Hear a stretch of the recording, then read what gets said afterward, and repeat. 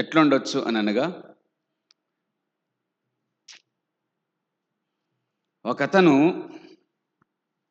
చెప్పిన దాన్ని నేను చెప్తున్నాను.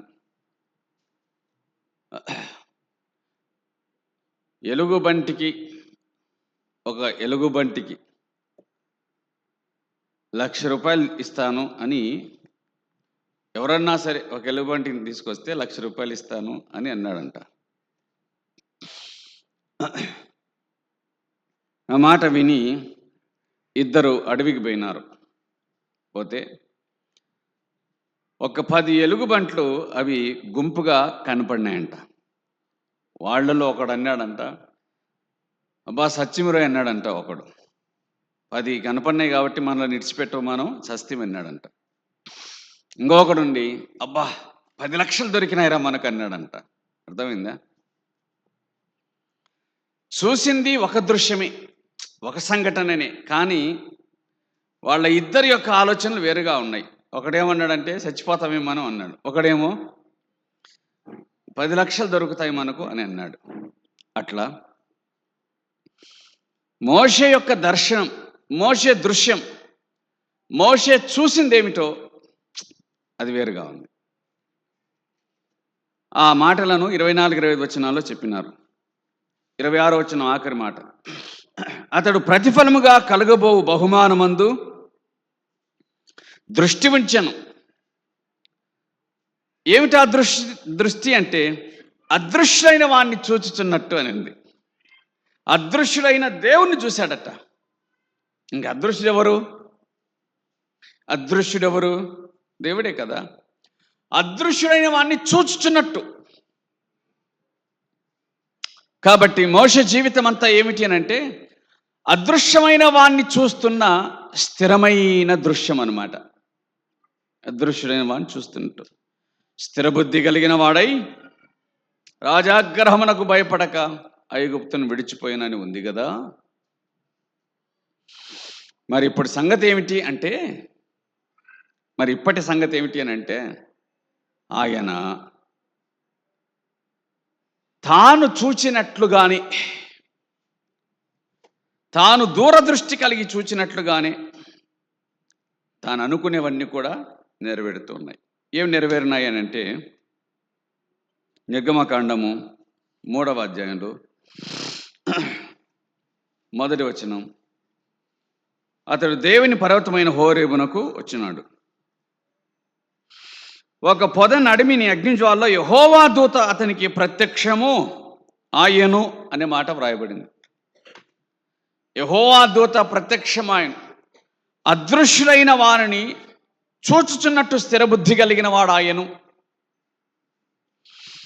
అదృశ్యుడైన వారిని చూచుచున్నట్టు తాను స్థిరబుద్ధి కలిగిన వాడాయను అనే మాట వ్రాయబడి ఉంది. అదృశ్యుడైన వారిని చూచున్నట్టు తాను స్థిరబుద్ధి కలిగిన వాడు ఆయను. తాను స్థిరబుద్ధి కలిగిన వాడు ఆయను.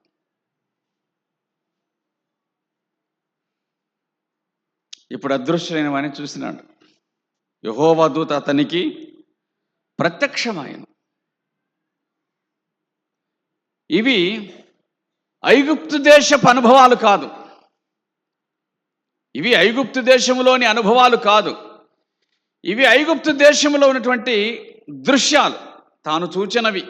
ప్రతిఫలముగా కలుగబోవు దాని యందు దృష్టి ఉంచెను.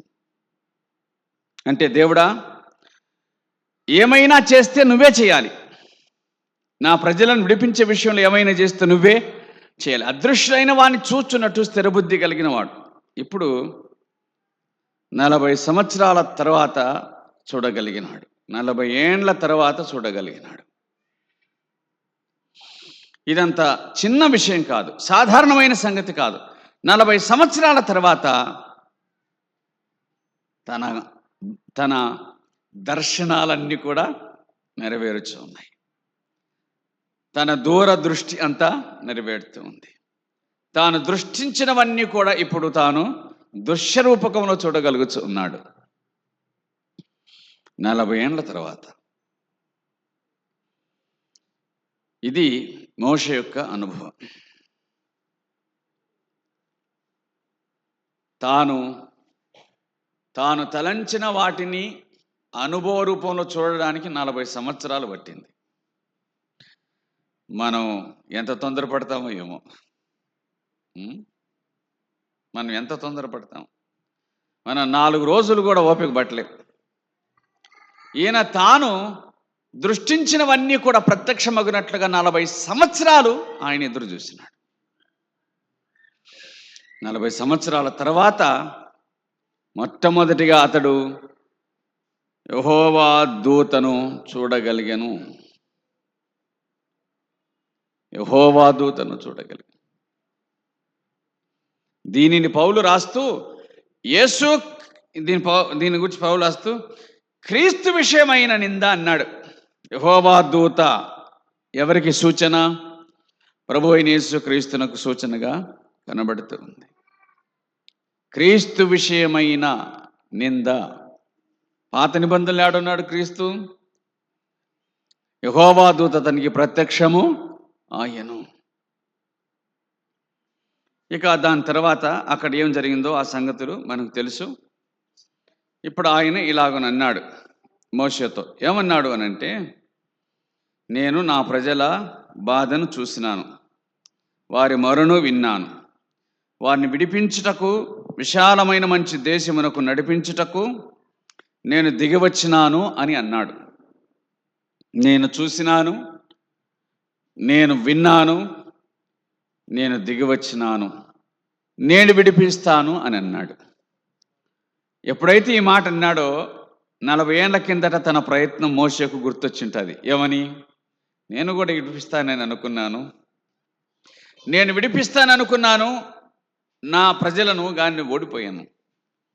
దేవుడు వచ్చి అదే మాట అంటున్నాడు, నేను వారిని విడిపించుటకు దిగివచ్చి ఉన్నాను. నేను నిన్ను పంపితిని, నేను నిన్ను పంపుచున్నాను, నువ్వు వారిని తోలుకొని రావాలి. ఐగుప్తు నుంచి తోడుకొని పోవుటకు నువ్వు రావాలి. నేను నిన్ను వారి యొద్దకు పంపుచు ఉన్నాను అని ఆయన అతనితో మాట్లాడాడు. 3:10 నిన్ను ఫరో యొద్దకు పంపెదను అని అన్నాడు. నేను పంపిస్తాను, నా ప్రజలను విడిపించడానికి నేను నిన్ను పంపిస్తూ ఉన్నాను, నువ్వు రమ్ము అని చెప్పి ఆయన అన్నాడు. రమ్మని చెప్పి అన్నాడు. కాబట్టి ఇక్కడ ఇట్లా చెప్పుకోవాలి, దేవుని కార్యాలు మనం త్వరపడినప్పుడు జరగవు కానీ, అంటే దేవుని కార్యాలు మనం త్వరపడినప్పుడు జరగవు కానీ, దేవుని కార్యాలు దేవుని కాలమందే జరుగుతాయి.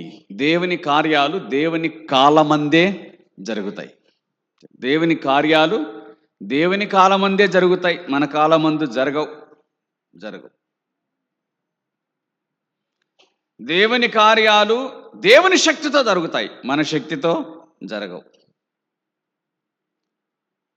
దేవుని కార్యాలు దేవుని ఆలోచనతో జరుగుతాయి, మన ఆలోచనతో జరగవు. ఆ సమయం కొరకు ఎదురు చూసినాడు. ఆ సమయం కోసము ఎదురు చూసినాడు. ఇప్పుడు దేవుడు వాడుకొనుటకు అర్హమైన పాత్ర అయినాడు మోషే.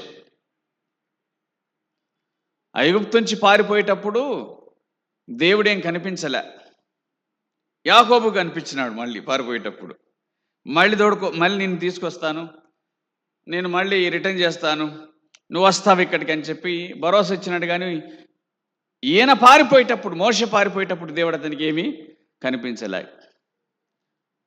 కానీ 40 సంవత్సరాల తర్వాత దేవుడు మోషేకు ప్రత్యక్షమై మోషేతో మాట్లాడుచు మోషేకు కనిపించి,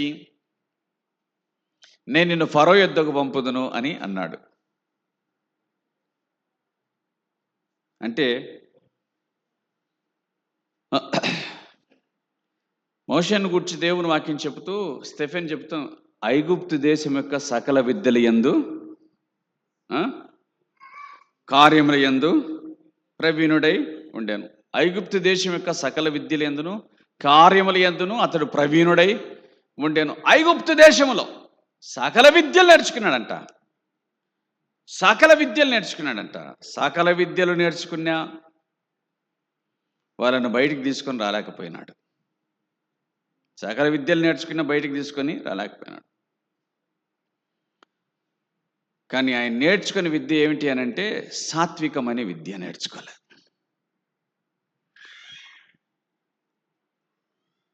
మన పిల్లలు చదువుకోవడం మొదలు పెడితే ఇంతకుముందు 1వ తరగతి నుండి మొదలవుతుండే చదువు. ఇప్పుడు ఒకటి నర్సరీ, 2వది ఎల్కేజీ, 3వది యూకేజీ, తర్వాత ఫస్ట్ క్లాస్. అంటే 1వ తరగతికి ముందు ఎన్ని క్లాసులు ఉన్నాయి? అసలు 1వ తరగతికి వచ్చేటాలకల్లా ఎన్ని సంవత్సరాలు ఉండాలా? 6 సంవత్సరాలు ఉండాలా. 6లో 3 తినేసినాయి అంటే 3 ఏండ్లు పోయినాయి. ఇంకెన్నేండ్లు? 3 ఏండ్ల పిల్లల్ని తీసుకుపోయి ఎచ్చడం అనమాట స్కూల్లో మనం. సరే 3 ఏండ్ల నుంచి చదువుకోవడం మొదలు పెడితే ఎన్నేళ్ళకి అయిపోతుంది చదువు? 3 ఏండ్ల నుంచి మొదలు పెడితే చదువు ఎన్నేళ్ళకి అయిపోతుంది? డిగ్రీకి వచ్చే తలకల్లా 20 ఏండ్లు, పీజీ 2 ఏండ్లు కదా, 22 సంవత్సరాలు. ఇంకా కొంచెం ఎక్కువ చదివితే ఏదైనా పిహెచ్డి చేస్తే ఇంకొక 3 ఏండ్లు, 25 సంవత్సరాలకు చదువు అయిపోయి ఏమవుతాడు అంటే డాక్టర్ అవుతాడు. డాక్టర్ అంటే పండితుడు అని అర్థం, పండితుడు అని అర్థం అన్నమాట. సరే 25 ఏండ్లు కదా, ఒకవేళ ఎంబీబీఎస్ కనుక తీసుకుంటే అవునా, ఇంటర్ తర్వాత కదా, అది 4 ఏండ్లు, ఇంకొక సంవత్సరం, ఇంకొక 3 ఏండ్లు, ఇది కూడా అంతే. అంత కలిపి 17, ఒక 7, 24, 25 సంవత్సరాలు అయిపోతుంది. 40 సంవత్సరాల విద్య నేర్చుకున్నాడా మోషే. దీనత్వం అనేది అవ్వడానికి మోషే ఎన్ని సంవత్సరాలు నేర్చుకున్నాడు? 40 సంవత్సరాలు పట్టింది. మోషేకు దీనుడు అనే సర్టిఫికెట్ ఇవ్వడానికి దేవుడు ఎన్ని సంవత్సరాలు పట్టింది? 40 ఏళ్ళు పట్టింది. ఒకవేళ 25 ఏండ్లే కనుక అయితే సాత్వికుడు అని సర్టిఫికెట్ ఇచ్చేటోడేమో కానీ మిక్కిలి సాత్వికుడు అని ఈయనకి మాత్రం 40 ఏండ్లు పట్టింది. మిక్కిలి సాత్వికుడు అని చెప్పడానికి 40 సంవత్సరాలు పట్టింది. అప్పుడు ఇప్పుడు పనికొస్తావు నువ్వు రమ్మని అన్నాడు. ఎక్కడ నేర్చుకున్నాడు ఈ విద్య అంతా? ఆయన ఐగుప్తు దేశములోని ఈ విద్య అంతా ఆయన ఐగుప్తు దేశంలోని పెద్ద పెద్ద కాలేజీలందు, యూనివర్సిటీలందు నేర్చుకుంటే అవన్నీ అతనికి ఏం తెచ్చిపెట్టినాయంటే గర్వాన్ని తెచ్చిపెట్టినాయి, అహంకారాన్ని తెచ్చిపెట్టినాయి. నేను సాధిస్తా అని గర్వాన్ని తెచ్చిపెట్టి అహంకారిగా తయారు చేసి ఆఖరికి హంతకుడిగా తయారు చేసినాయి. కానీ దేవుడు నేర్పిన విద్య అతన్ని భూమి మీద ఉన్న వారందరిలో మిక్కిలి సాత్వికునిగా చేసింది. అది ఎట్లా అంటే 40 సంవత్సరాలు గొర్రెలను మేపటాలకల్లా, కాచటాలకల్లా, 40 సంవత్సరాలు గొర్రెలను కాచటాలకల్లా తాను కూడా ఆ గొర్రెల్లో ఒక గొర్రెగా తయారైనాడు. గొర్రెల కాడ ఏం వాసన వచ్చుంటుందో మోసే కాడు కూడా అదే వాసన వచ్చుంటుంది. ఇంకా 40 ఏండ్లు అంతే కదా. ఇంకా కంబడి ఎంత వాసన వచ్చుంటుందో. కాబట్టి 40 సంవత్సరాలు ఆ విద్యను నేర్చుకుంటే అప్పుడు దేవుడు ఇప్పుడు నువ్వు నాకు పనికొస్తావన్నాడు. అది దేవుని సమయం. అప్పుడు మోషే వయసు 80 సంవత్సరాలు. 80 సంవత్సరాలు ఆయన రాసిన లెక్క ప్రకారంగా 70 అయితే మామూలు, అధికమైతే 80. ఇంకా ఆడికి సమాప్తం కదా. మానవ పరంగా సమాప్తం అయినటువంటి కాలంలో దేవుడు ప్రారంభం చేశాడు. మానవ పరంగా సమాప్తం అనే సమయాన్ని దేవుడు ప్రారంభ సమయంగా చేసినాడు, ఉపయోగించుకున్నాడు. అందువలన కొన్ని సంగతులు, కొన్ని విషయాలు ఆలస్యమైతుంటాయి. ఆలస్యమయ్యే కొద్దీ మన ఆలోచన ఏమిటంటే ఎట్టబ్బా ఆలస్యం అవుతుంది, ఎట్నో కట్ట అని రాజీ పెడతాం. అవునా? ఎట్నో కట్ట అని రాజీ పెడతాం. ముందేమో అంత ఎత్తున ఉంటాం, ఇంకా మెల్లమెల్ల చిన్న చిన్నగా మెట్టు దిగుకుంటా కిందికి వస్తాం ఆలస్యమయ్యే కొద్దీ. కానీ ఇప్పుడు మోషే దేవుని సమయం కోసమే ఎదురు చూసినాడు. ఇప్పుడు మోషే దేవుని సమయం కోసమే ఎదురు చూసినాడు. ఇప్పుడు మోషే దేవుని సమయం కోసమే ఎదురు చూసినాడు.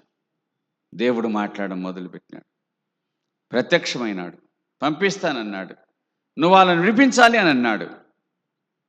మోషే వారిని విడిపించినాడు. త్వరగా ముగించుకోవాలి కాబట్టి విడిపించినాడు.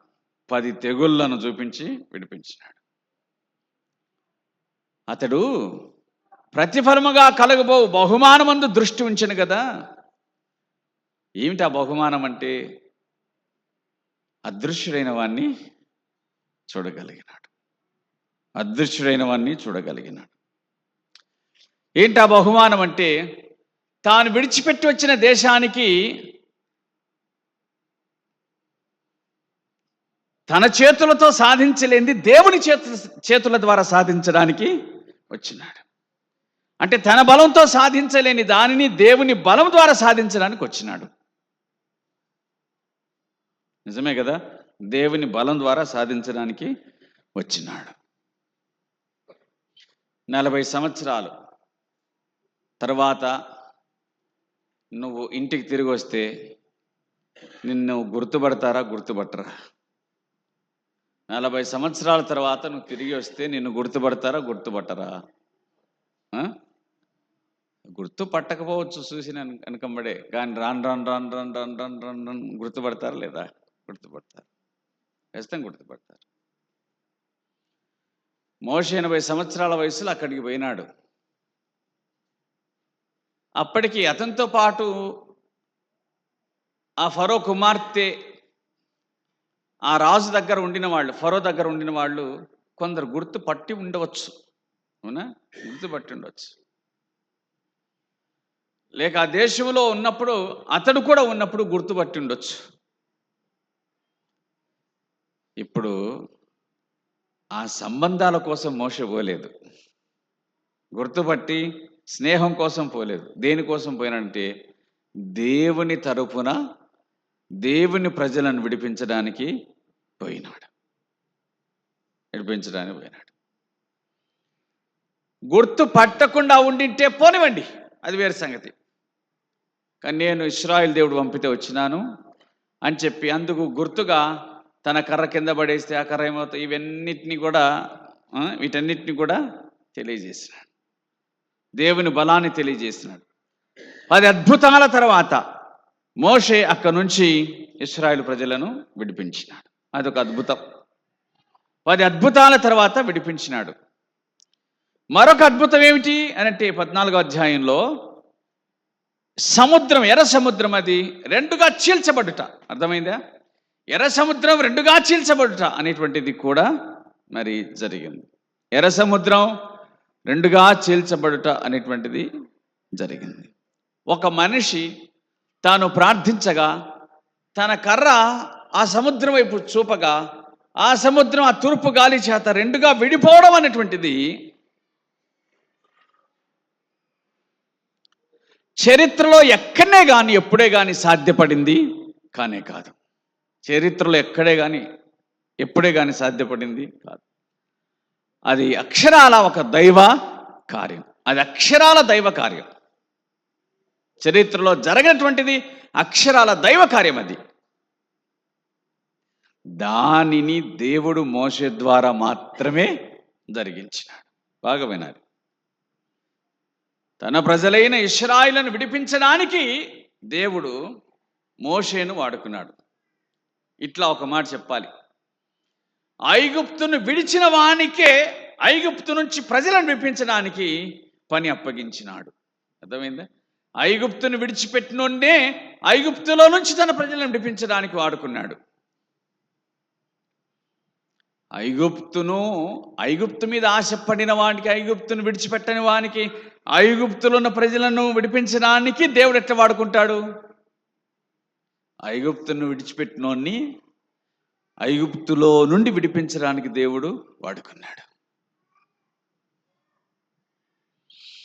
కాబట్టి లోకములో ఉన్న వాళ్ళను బయటికి తీసుకొని రావాలంటే లోకము నుండి వేరైపోయిన అనుభవమే కావాలి. లోకములో ఉన్న వారిని బయటికి తీసుకొని రావాలి అంటే లోకములో నుండి వేరైపోయిన అనుభవమే కావాలి. లోకం నుంచి వేరు కావాల్సిందే. లోకం నుంచి వేరు కాకుండా లోకములో ఉన్న వారిని రక్షించడం ఎట్లా సాధ్యమవుతుంది? కాదు. నేను సాత్వికుడను, దీన మనస్సు కలిగిన వాడనని ప్రభు అన్నాడు కదా.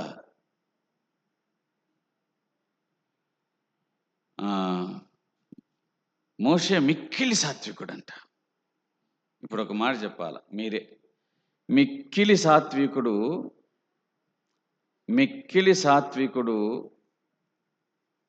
గొప్పోడా, ఉత్త సాత్వికుడు గొప్పోడా? మిక్కిలి సాత్వికుడు గొప్పోడా, ఉత్త సాత్వికుడు గొప్పోడా? నేను సాత్వికుడను, దీన మనస్సు గలవాడనని యేసు ప్రభు అన్నాడు. మోషేను గూర్చి దేవుడే ఏమన్నాడంటే, మోషే భూమి మీద ఉన్న వారందరిలో మిక్కిలి సాత్వికుడు అని. ఇప్పుడు మిక్కిలి సాత్వికుడు గొప్పోడా, ఊరికే ఉత్త సాత్వికుడు గొప్పోడా? అది ప్రశ్న. మామూలుగా అయితే కనుక మిక్కిలి సాత్వికుడు గొప్పోడు కదా. మామూలుగా అయితే మిక్కిలి సాత్వికుడు గొప్పోడు. మరి యేసు ప్రభు ఏమో ఉత్త సాత్వికుడాయా, మోషేనేమో మిక్కిలి సాత్వికుడాయా. వీళ్ళిద్దరిలో మోషే గొప్పనా, యేసు ప్రభు గొప్పనా?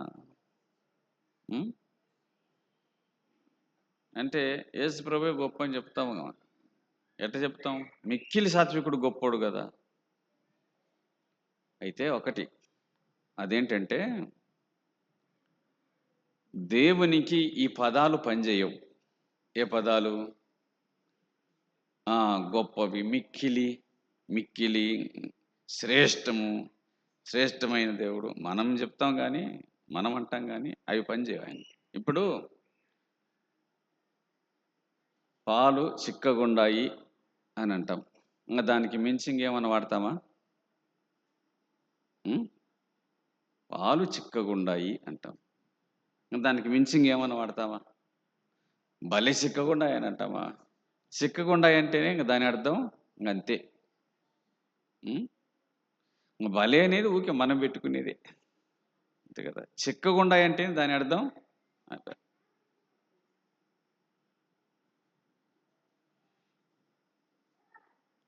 దేవునికి ఈ గొప్ప పదాలు అనేటువంటివి పనిచేయవు. ఇప్పుడు దేవుడు పరిశుద్ధుడా, అతి పరిశుద్ధుడా? అతి పరిశుద్ధుడు. ఏడుంది చూపి.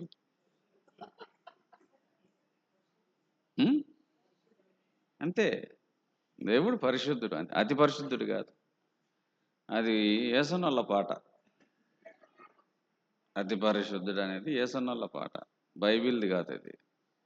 బైబిల్ ఎక్కడన్నా దేవుడు అతి పరిశుద్ధుడు అనిందా? లేదు.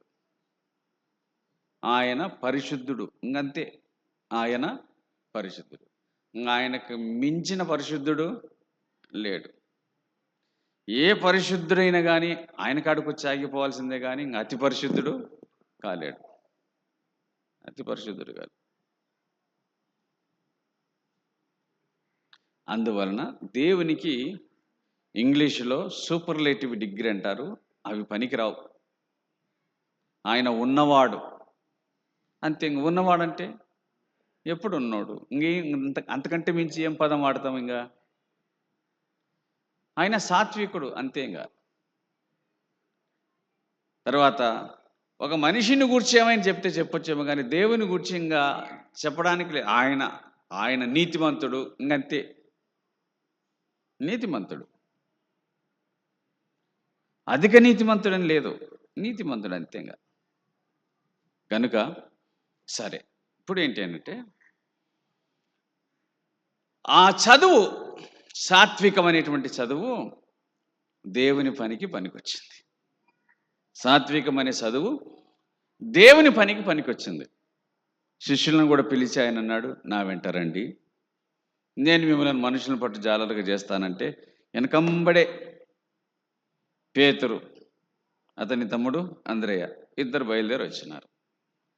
నా వెంట రండి అంటే యోహాను, యాకోబు వాళ్ళిద్దరు కూడా బయలుదేరి వచ్చినారు. అంతే, అదే ఆయన కోరుకొనింది, అదే. నా వెంట రండి అన్నాడు, వెంట వచ్చేసినాడు. నా వెంట రండి, నేను మనుషులపై జాలగా చేస్తానన్నాడు, వచ్చేసినారు. వాక్యం ఏం చెప్తుంది అంటే, వారు విద్యలేని పామరులంట. ఎవరు వారు? విద్యలేని పామరులు. విద్యలేని పామరులను పిలిచినాడు. వాళ్ళు బయలుదేరి వచ్చినారు, విద్యలేని పామరులు వచ్చేసినారు. వాళ్ళు యేసు ప్రభు సిలువ వేయబడినప్పుడు భయపడినారు, పోయి తలుపులు మూసుకున్నారు. ఆ తర్వాత మళ్ళా ప్రభు వచ్చినాడు, సమాధానం కలుగున కానీ తలుపులు మూసుకున్నారు. 40 రోజుల తర్వాత ప్రభు వెళ్ళిపోయినాడు. అంటే 40 రోజుల తర్వాత ప్రభు వెళ్ళిపోయినాడు. 10 రోజుల తర్వాత పరిశుద్ధాత్మను కిందికి దిగి వచ్చినాడు. అప్పటికి 50 రోజులు అయింది. అవునా? పెంతెకోస్తు పండుగ అయిపోయింది. పస్కా పండుగ నుంచి పెంతెకోస్తు పండుగకు 50 రోజులు అయిపోయింది. ఆ తర్వాత ఒక నెల రోజులు, 10 రోజులు, నెల రోజులు ఇట్లా అనుకుందాం. చలో ఇట్లా 3 నెలలు అనుకుందాం. ఏమంటే 3 నెలల కిందట తలుపులు వేసుకొని భయపడినోళ్ళు 3 నెలల తర్వాత అధికారులను భయపెట్టుటలు అయినారు. ఎవరురా వీళ్ళు అని అనుకుంటే, వారు విద్యలేని పామరులు. అపోస్తల కార్యం 4:13 ఉంది, వారు విద్యలేని పామరులు. విద్యలేని పామరులకు అధికారులు భయపడినారా? విద్యలేని పామరులకు అధికారులు భయపడినారా? ఎందుకు భయపడినారు అధికారులు? ఎందుకు భయపడినారు అధికారులు అంటే, విద్యలేని పామరులకు అధికారులు ఎందుకు భయపడినారు? వారు యేసుతో కూడా ఉండినవారు. అదే అర్హత, అదే అర్హత. ఇప్పుడు సరిపోయింది. రమ్మన్నాడు, పొమ్మన్నాడు, విడిపించినాడు, ఎర్ర సముద్రం దాటించినాడు, తన అద్భుతాలన్నింటిని కూడా ఆయన వారికి చూపించినాడు. మనం ఇశ్రాయేలును గురించి కాదు మాట్లాడుకుంటుండేది, మనం మోషేను గురించి మాట్లాడుకుంటున్నాం. కాబట్టి జరిగింది ఏమిటి అని అంటే, దేవుని వాక్యం మనకు స్పష్టంగా తెలియజేస్తుంది. మోషే ఇశ్రాయేలు ప్రజలను విడిపించిన వాడు అయినాడు. తన సొంత బలం చేత విడిపించడానికి ప్రయత్నం చేసినాడు, కానీ దేవుని బలంతో విడిపించడానికి 40 సంవత్సరాలు పట్టింది. దేవుని కార్యాలు ఎప్పుడు ఆలస్యంగా ఉంటాయి, అయితే అవి కరెక్ట్గా ఉంటాయి. అవి కరెక్ట్గా ఉంటాయి. అవి వాటికంటే ఇంకా పోను పోను పోను గొప్ప విషయాలు కనబడతాయి. నిర్గమకాండము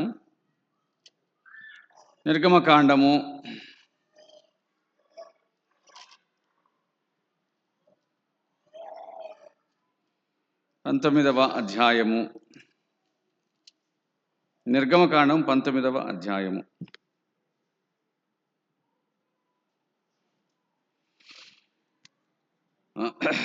3వ వచనం.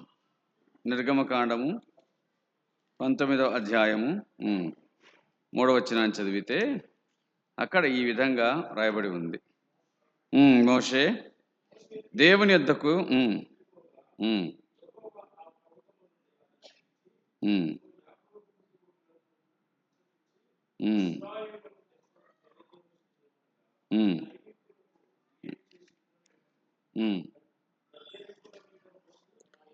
ఐగుప్తులో యాకోబు కుటుంబీకులతో ముచ్చటించి ఇశ్రాయేలునకు తెలియజేయవలసిందేమనగా అని అన్నాడు.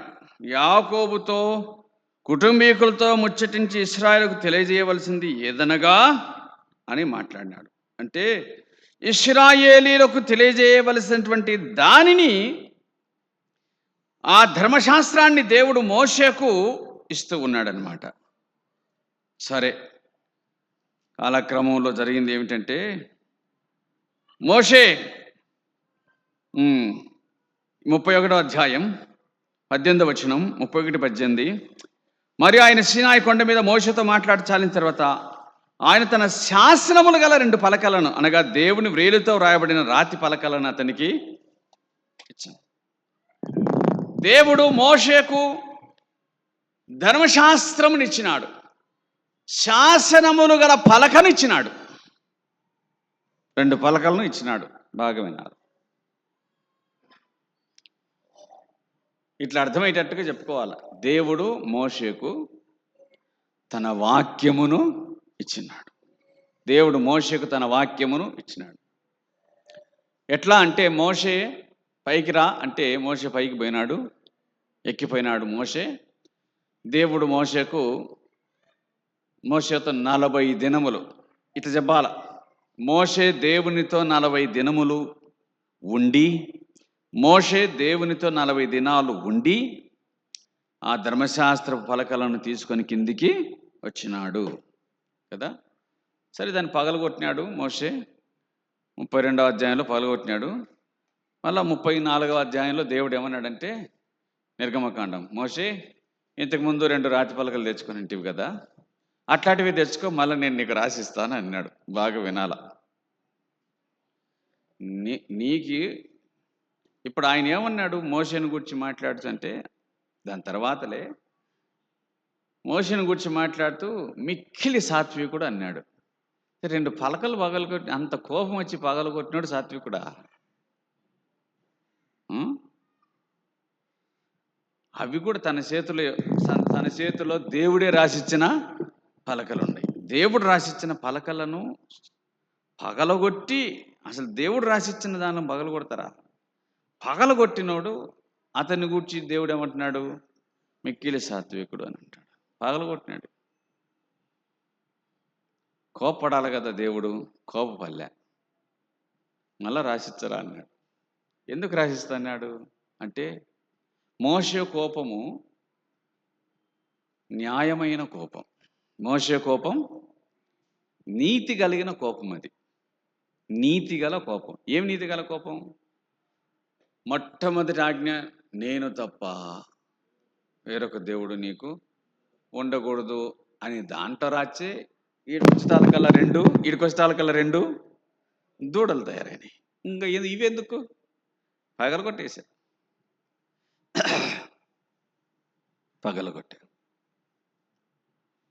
దేవుడు మోషే క్రియలను ఒప్పుకున్నాడు.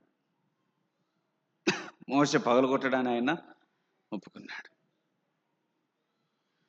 ఆ తర్వాత ప్రభు శరీరధారిగా వచ్చినాక ధర్మశాస్త్రం చొప్పున నడుచుకొనచుండనటువంటి శాస్త్రులు పరిసయ్యులను చూసి తాళ్లతో కొరడాలు పేలి వాళ్ళను వెలగొట్టినాడు. గువ్వలమ్మ వారి పీఠములను పడగొట్టినాడు. అట్లా. సరే, మరి తర్వాత ఏంటి అంటే, నువ్వురా మళ్ళా 2 రాతి పలకలు తెచ్చుకో, నేను దాని మీద నీకు రాసిస్తాను అని అన్నాడు. సరే, దేవుడు పలకల మీద 10 ఆజ్ఞలను రాసి ఇచ్చినాడు. అప్పుడు మళ్ళా 40 దినాలు మోషే దేవునితో కూడా ఉన్నాడు. మళ్ళా 40 దినాలు మోషే దేవునితో కూడా ఉన్నాడు. అప్పుడు వాక్యం ఏం చెప్తుందంటే, 34:28లో అతడు 40 రేయింబగళ్ళు యెహోవాతో కూడా అక్కడ ఉండెను.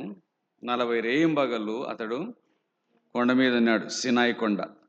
40 రేయింబగళ్ళు సినాయి కొండ మీద ఉన్నాడు. ఏం చేసినాడంట?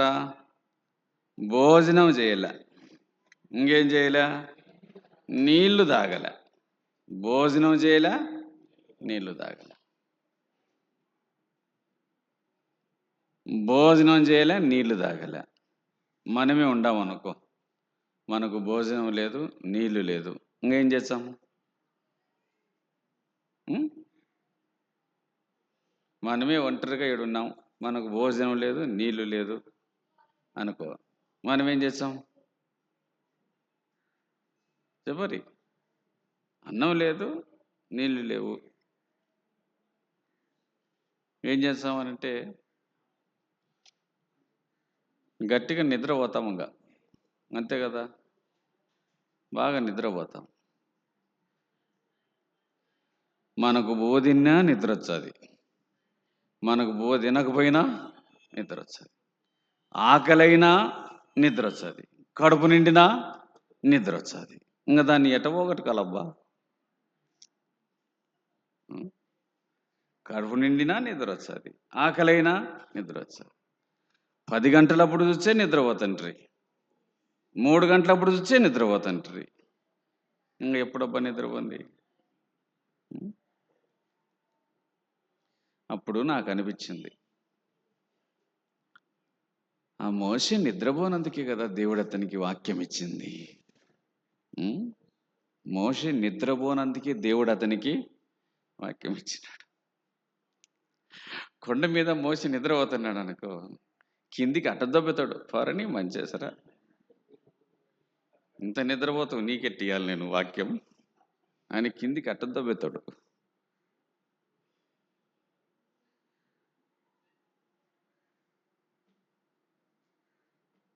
నలభై దినాలు భోజనము లేదు, 40 దినాలు నీళ్లు లేవు. ఆయన మహిమను చూస్తూ అందులో బతికినాడు. ఆయన చెప్పే మాటలన్నీ వింటా ఉన్నాడు, చెప్పే మాటలన్నీ విన్నాడు. ఆయన ధర్మశాస్త్రం అంతా విన్నాడు. ఆఖరణ ఆయన రాసిచ్చిన పలకలను తీసుకొని కిందికి దిగి వచ్చినాడు.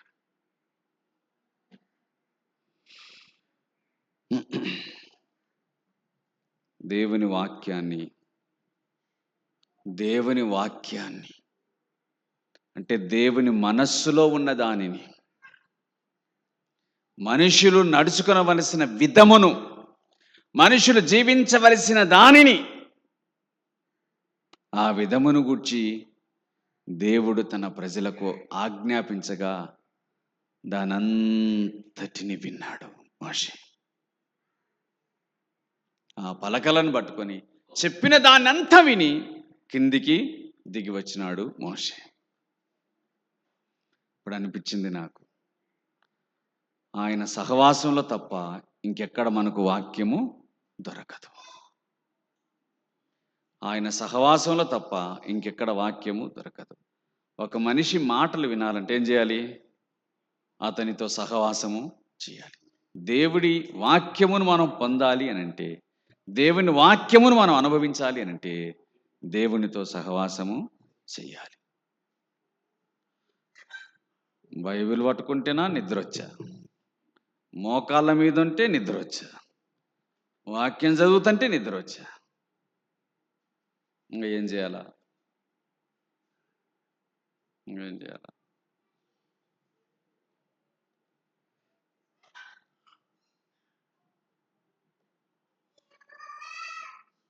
మా నాయన బైబిల్ చదువుకుంటా నిద్రపోతుంటే మా అమ్మ ఇంకా జాలే పండుకో అంటుండే. ఎందుకంటే బైబిల్ చదువుకుండేది తూగుతుండేది, బైబిల్ ముందర పెట్టుకుండేది తూగుతుండేది. అట్లా ఏమో అది మా నాయనకి అనుకుంటే నాకు కూడా వచ్చింది.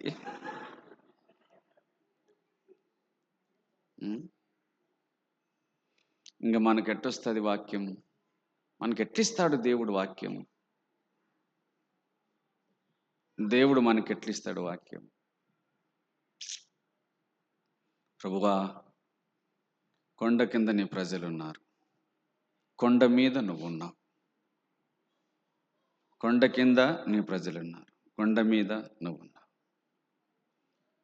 కింద నుంచి పైకి వచ్చేది నేనే, పైనుంచి కిందికి పోయేది నేనే. నేను కదా మధ్యవర్తిని. ఆ ప్రజలకు నీకు నన్ను ఏర్పాటు చేసుకున్నావు మధ్యవర్తిగా. ఎంత జాగ్రత్త కలిగినాడు. నీ వాక్యాన్ని, నువ్వు నాకు చెప్పిన దాన్ని ఏది మర్చిపోకుండా, ఏది తీసేయకుండా, ఏది కలపకుండా, మొత్తం వాళ్ళకు నువ్వు చెప్పిందంతా నీ తరపున చెప్పేది నేనే కదా అని ఎంత శ్రద్ధగా దేవుని వాక్యాన్ని మోషే విన్నాడు.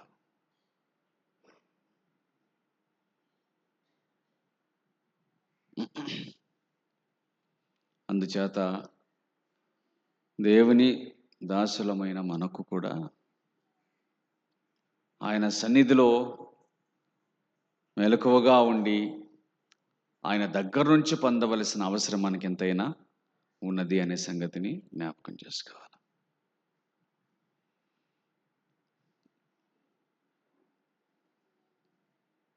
ఊరికి ఏదొచ్చది? ఏది రాదు. దేవుని వాక్యం రావాలి అని అంటే ఆయన కాడ మనం ఉండాల్సిందే కదా, ఆయన సన్నిధిలో మనము గడపవలసిందే కదా, సంగతి ఏమిటని ఆలోచన చేయాల్సిందే కదా. ఊరికెట్టొస్తుంది?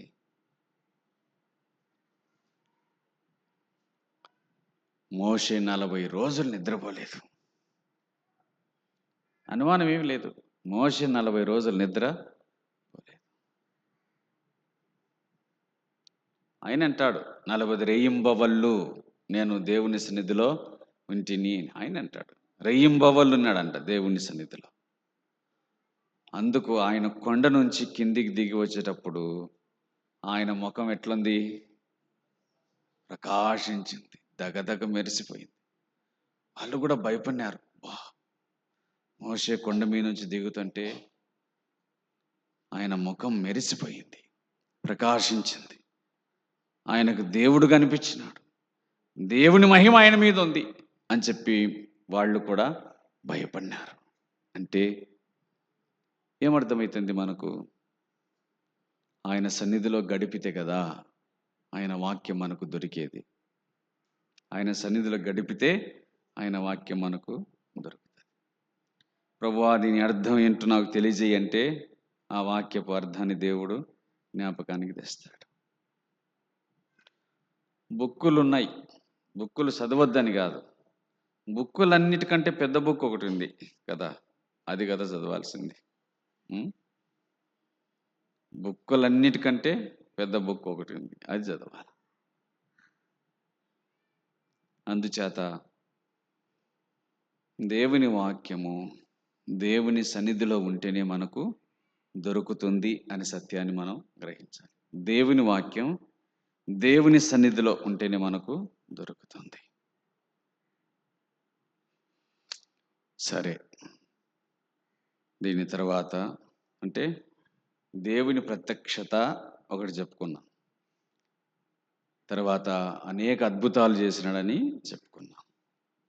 ఈ మూడోది ఏంటంటే ఆయన దేవుని వాక్యమును అందించినాడు, దేవుని వాక్యాన్ని అందించినాడు. ఇంకొకటి చెప్పి నేను ముగిస్తాను. ఇంకొక మాట, ఆఖరి విషయానికి వెళ్దాం. లాస్ట్ దానికి వెళ్దాం. ఏ లాస్ట్ దానికి అనంటే ద్వితీయోపదేశ కాండము 34వ అధ్యాయము, ద్వితీయోపదేశ కాండం 34వ అధ్యాయము 12వ వచనములో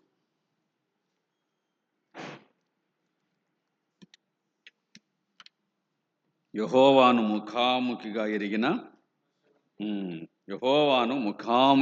ఎరిగిన మోషే వంటి ప్రవక్త అనే మాట రాయబడింది. యెహోవాను ముఖాముఖిగా ఎరిగిన మోషే వంటి ప్రవక్త ఇంకొకడు పుట్టలేదు, ఇది వరకు ఇంకొకడు పుట్టలేదు అన్నాడు కదా.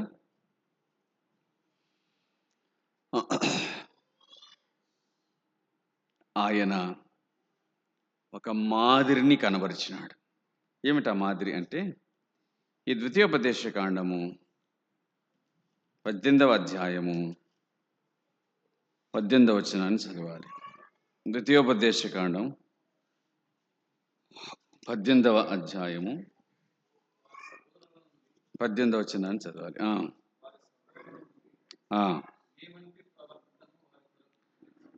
వారి సహోదరులుండి మీ వంటి ప్రవక్తను మోషే నా వంటి ఒక ప్రవక్తను దేవుడు మీ మధ్యలో నుండి పుట్టిస్తాడని చెప్పినాడు. యోహాను సువార్త 5వ అధ్యాయం 46వ వచనం. యోహాను సువార్త 5వ అధ్యాయం 46వ వచనం. అతడు నన్ను గూర్చి వ్రాసాను. మోషే మీద మాట్లాడుచు మోషే నన్ను గూర్చి వ్రాసాను.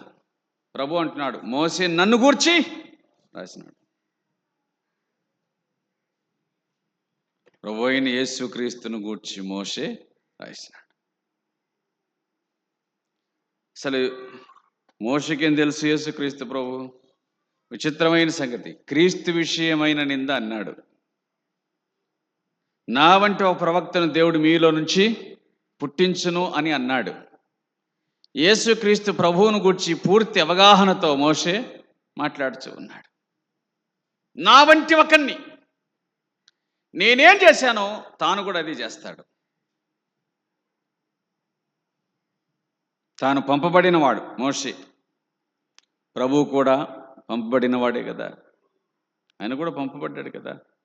తండ్రి ప్రతిష్ఠ చేసి లోకంలోనికి పంపిన కుమారుడు. యోహాను 10:36 మాట కనబడుతుంది. ఆయన పంపబడ్డాడు. మోషే బానిసత్వంలో ఐగుప్తు దేశంలో ఉన్న ప్రజలందరినీ విడిపించినాడు, ఇశ్రాయేలును. ఇప్పుడు అపవాది బానిసత్వంలో బతుకుచున్న వాళ్ళందరినీ, అపవాది యొక్క బానిసత్వంలో బతుకుచున్న వాళ్ళందరినీ విడిపించడానికి ప్రభువు పంపించబడ్డాడు. అది భౌతికమైన బానిసత్వం, ఇది ఆత్మ సంబంధమైన. అది ఫరో దాస్యం, ఇది అపవాది దాస్యం. పంపించబడ్డాడు. కాబట్టి మోషే ఒక మాదిరికరమైన వ్యక్తిగా కనబడతాడు. నా వంటి ఒకనిని, నాలాగా నేను మాదిరి, నా వంటి ఒకరిని పంపిస్తాడు. ఆఖరికి మోషే వాళ్ళ అక్క, అన్న ఇద్దరు కూడా ఆయన మీద కోపగించిన ఏమీ మాట్లాడినవాడు కానీ, అంతే సొంత అన్నదమ్ములు తృణీకరించిన మాట్లాడినవాడు కాదు. తన సొంత ప్రజలు ద్వేషించిన మాట్లాడిన వారు కానే కాదు. ప్రభు అయిన యేసుక్రీస్తు సహా అంతే కదా. ఆయన తన స్వకీయుల ఎదుకు వచ్చిన వారు ఆయనను అంగీకరించలేదు. మోషే దేవుణ్ణి ముఖాముఖిగా ఎరిగిన ప్రవక్త. మనకు ఒక మాదిరి ఏంటంటే, దేవుని ముఖాన్ని చూడండి అని చెప్పిన ప్రవక్త మోషే. దేవుని ముఖాన్ని చూడండి, ఆయన ఎదురుగ్గా ఉండండి, ఆయన వైపు చూడండి అని చెప్పిన ప్రవక్త మోషే. అంటే ఆయన వాక్యములను పొంది మనం ప్రపంచానికి అందించాలంటే ఒక మాదిరిని చూపించినాడు కదా. అపోస్తల కార్యముల గ్రంథం 7వ అధ్యాయం 38. సీనాయి పర్వతం మీద తనతో మాట్లాడిన దేవుని దూతతోనూ మన పితరులతోనూ అరణ్యములోని సంఘమందు ఉండి మనకిచ్చుటకు జీవవాక్యములను తీసుకున్నవాడు. మనకు ఇచ్చుటకు జీవవాక్యములను తీసుకున్నాడు. మనకి ఇయ్యడానికి తీసుకున్నాడు అంటే ఊరికే తీసుకెళ్ళా.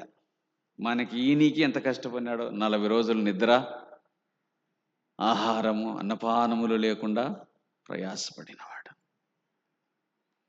మనము సంఘమునకు ఇచ్చుటకు, అది అరణ్యములో ఉన్న సంఘమునకు ఇచ్చుటకు జీవవాక్యములను తీసుకున్నవాడు. సంఘానికి ఇచ్చుటకు జీవవాక్యములను తీసుకోవాలి అని అంటే దేవుని పాద సన్నిధిలో శ్రమ పడాల్సిందే.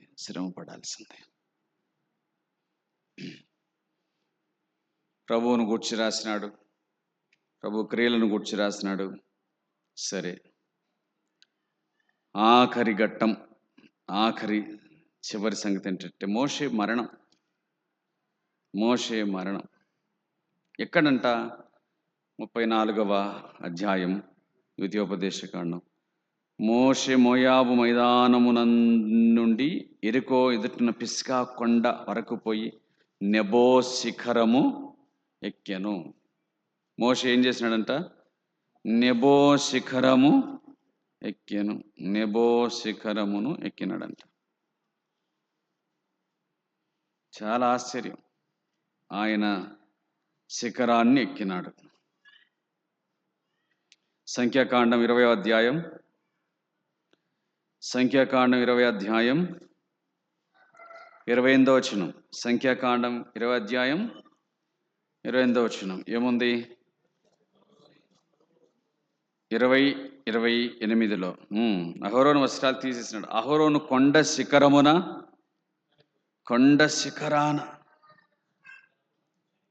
34వ అధ్యాయం 1వ వచనం నెబో శిఖరాన. అన్నదమ్ములు ఇద్దరు కూడా శిఖరమున చచ్చిపోయినారు. అంత ఎత్తుకెళ్ళి అక్కడ చచ్చిపోయినారు. అంత ఎత్తుకు పోయి కిందికి దుంకలే. అంత ఎత్తుకు పోయి కిందికి దుంకలే. అంత ఎత్తుకు పోయి ఆనే నిలబడి ఆ నుంచి అట్నే పరమునకు వెళ్ళిపోయినారు. కొండ శిఖరం. అబ్బా, మోషేని చూస్తుంటే ఎంత ఎత్తెక్కా అని అబ్బబ్బబ్బబ్బా అనుకుంటా ఉండంగా అక్క నుంచి అటనే ప్రభు దగ్గరికి వెళ్ళిపోయినారు.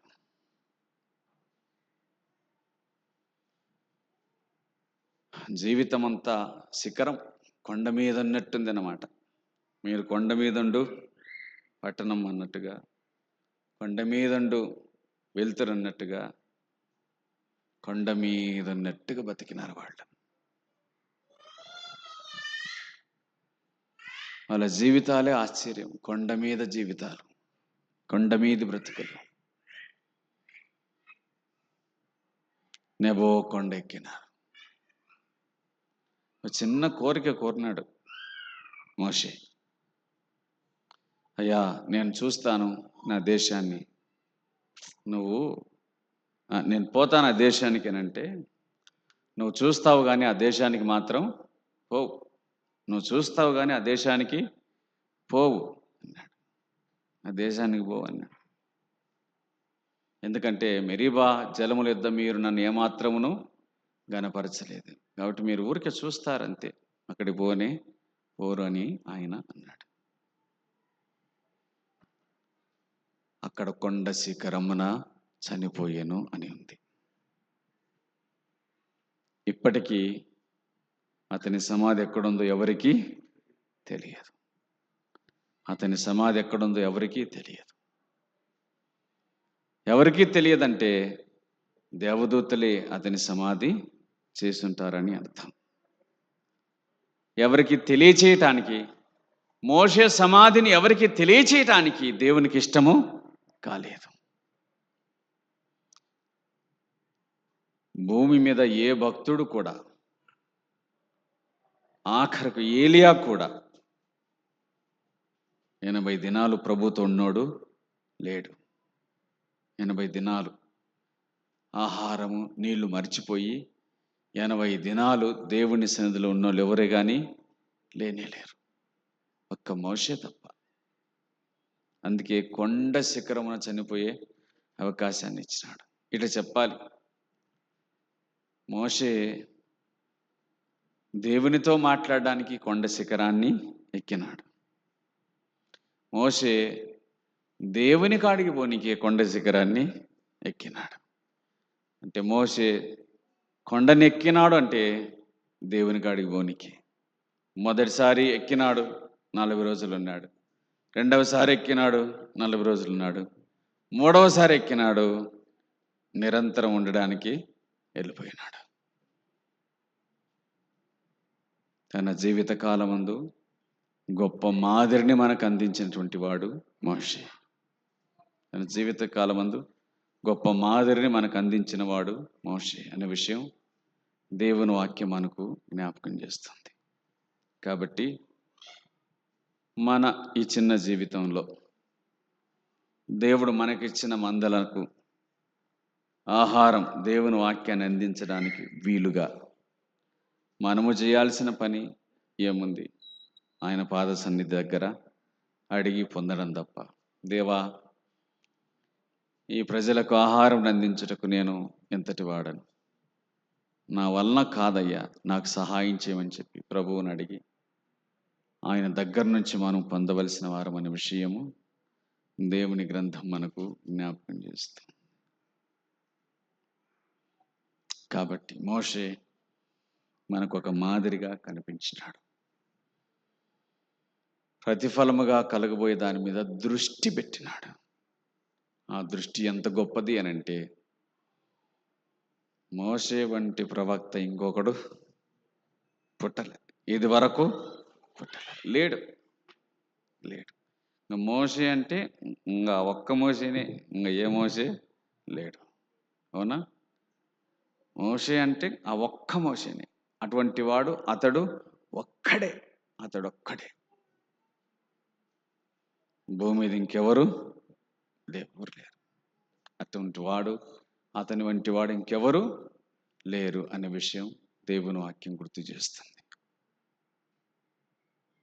మనము కూడా మోషే వలె సంపూర్ణంగా తగ్గించుకొని కేవలం ఆయన సన్నిధిని మాత్రమే వెతికి ఆయన సన్నిధిలో మనం ఉండడానికి ఇష్టపడితే, ఆ ప్రియరక్షకుడు ఆయన మనల్ని కనికరించి మనకు సహాయాన్ని అనుగ్రహించేటువంటి దేవుడు. అలాగున మనము కూడా తగ్గింపు గుణము కలిగిన వారమై ప్రభువునికి ఇష్టమై జీవిద్దాము. ప్రభు ఈ మాటలను మన వినికిడిలో ఆశీర్వదించును గాక. ప్రార్థన చేసుకుందాం. ఎవరొకరు